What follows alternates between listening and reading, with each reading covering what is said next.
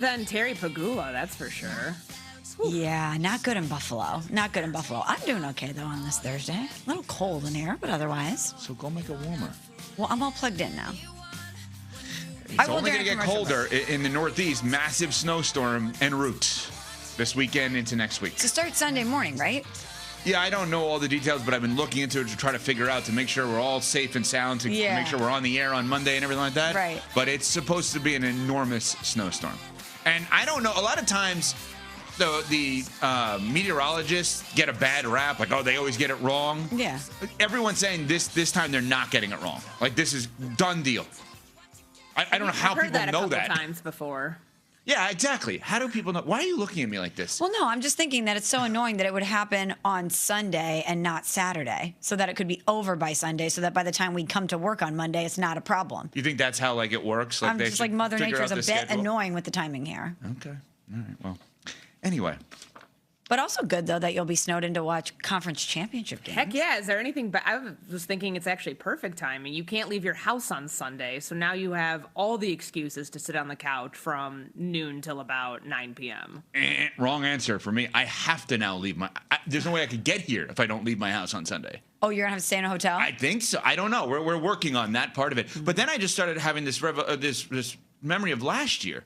I think I may have stayed over last year, and there was a snowstorm I feel like there was a snowstorm on the day of Eagles Commanders, and then what was it last year? Now I forgot off the top of my head. Bills Chiefs. Yeah, same day, obviously. I think that there was a snowstorm for that in the Northeast, and I think I had to stay over that night as well. So maybe it's an annual thing, conference championship sleepover for me with no one, actually, in a hotel. Anyway, yes, you guys said it's not going particularly well in Buffalo. Well, yesterday, let's start with this. Let's give them credit for actually getting up there and meeting with the media, right? And having a message to the fans. Now, if you're a Bills fan, you may have rather they take the New York Knicks Leon Rose approach of don't meet with the media ever, because then if you don't meet with the media, you can't say anything that you regret, and your fans don't get a bad impression of you because you actually say nothing. They fired Sean McDermott the other day. Terry Pagula owns the team, and he got up there yesterday and explained why the Bills made a coaching change. My decision to bring in a new coach was based on the results of our game in Denver. If I can take you into that locker room, I felt like we hit the proverbial playoff wall. I just sensed in that locker room, like, where do we go from here with what we have? Why would you fire a coach based on a bad officiating decision? I did not fire a coach based on a bad officiating decision. If I can take you into that locker room, I felt like we hit the proverbial playoff wall. Okay. I get what he's trying to say. No one's going to take a moment to think about what he's trying to say, because logically, if he just simply said the game on Sunday was a culmination of these factors and we couldn't move on any further with this regime this way, that makes sense, Smalls. What he said was the game on Sunday, as if one game decided someone's outcome after 9 years. Yes, that's what he was intimating. That result, that playoff wall, is what resulted in Sean McDermott no longer being the head coach. And what I can't understand is, if you think your team hit the playoff wall, that to me would signal holistic changes. That would not just say, okay, from a coaching standpoint, we have hit the playoff wall. It's from a personnel standpoint, we have as well. So the whole thing that I cannot understand about the Buffalo Bills and Terry Pagula and what he has done here is to say it is solely Sean McDermott's fault that we hit this playoff wall, but Brandon Beane is absolved of all of this, and we're going to promote him, and he's going to hire the new head coach, and that coach is going to report to him.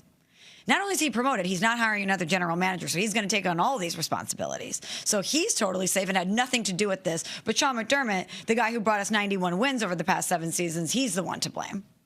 It makes no sense to me.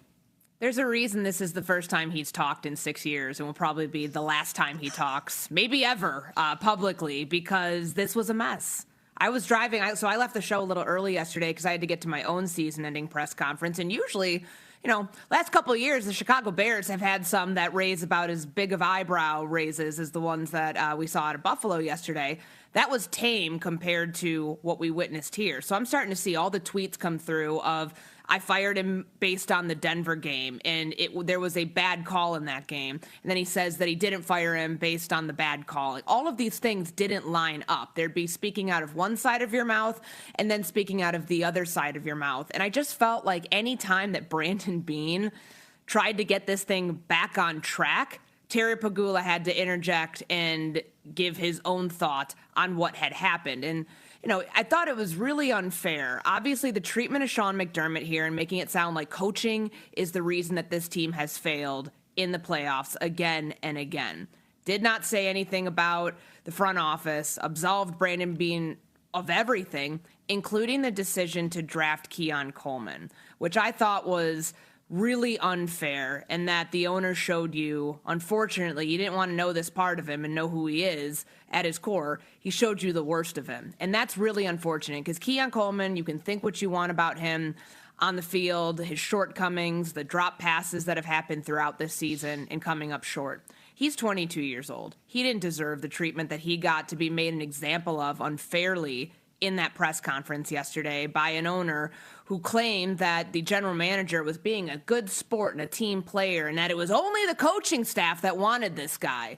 You're standing up there as the owner of this team showing all the ugly parts of an NFL franchise with how you value players as commodities. The way that he spoke about him was just so ugly and mean-spirited. And I'm sure he didn't mean for it to come across that way, but you're the owner of the team. You've got to know better. But this is ultimately, guys, the reason why we don't hear that many owners publicly getting in front of a mic, because more times than not, they put their foot in their mouth, and he did that multiple times yesterday. Yeah, and we will get to the Keon Coleman part of this because he had nothing to do with this press conference and then everything to do with the press conference, which we will get to, and you'll hear what Pegula had to say. It is amazing to me that people are in front of a microphone publicly in a press conference setting that is not meant to be entertaining. When we misspeak on our show, it can be entertaining because we are an entertainment-based product with obviously tons of information. When the owner of a football team is trying to have a press conference, I don't think the idea is to entertain, Smalls, and I just don't understand why it can't be straightforward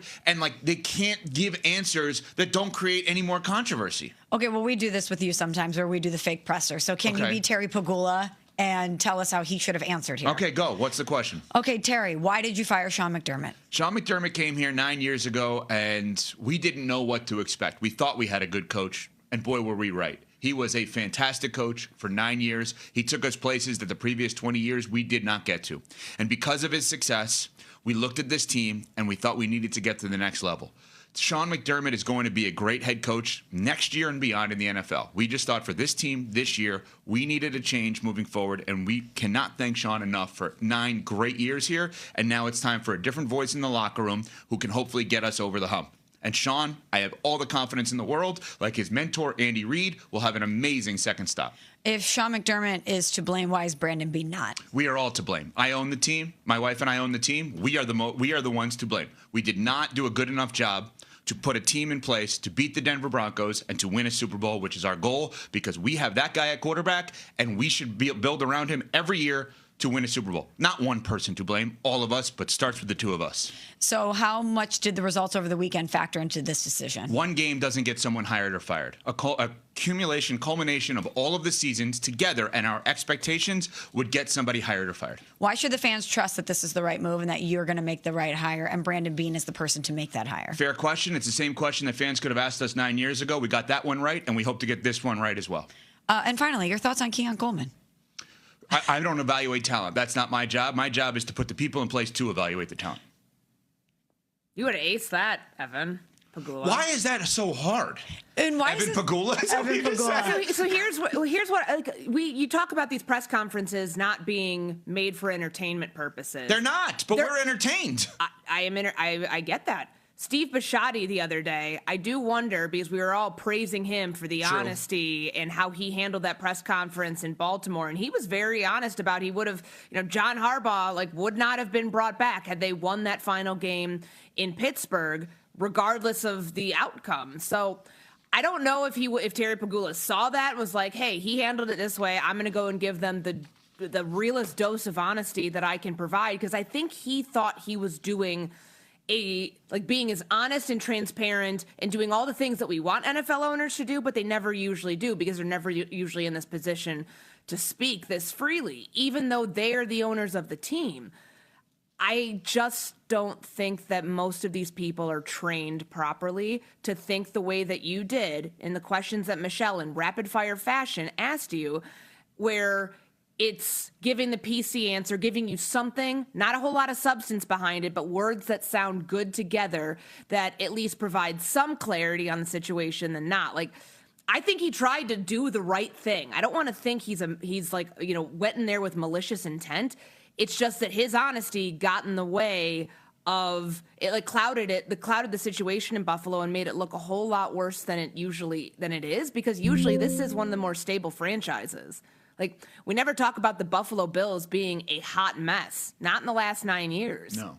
And he just brought them back down to ground zero, where they've got to build their credibility up, because there's so much here that just looks really ugly.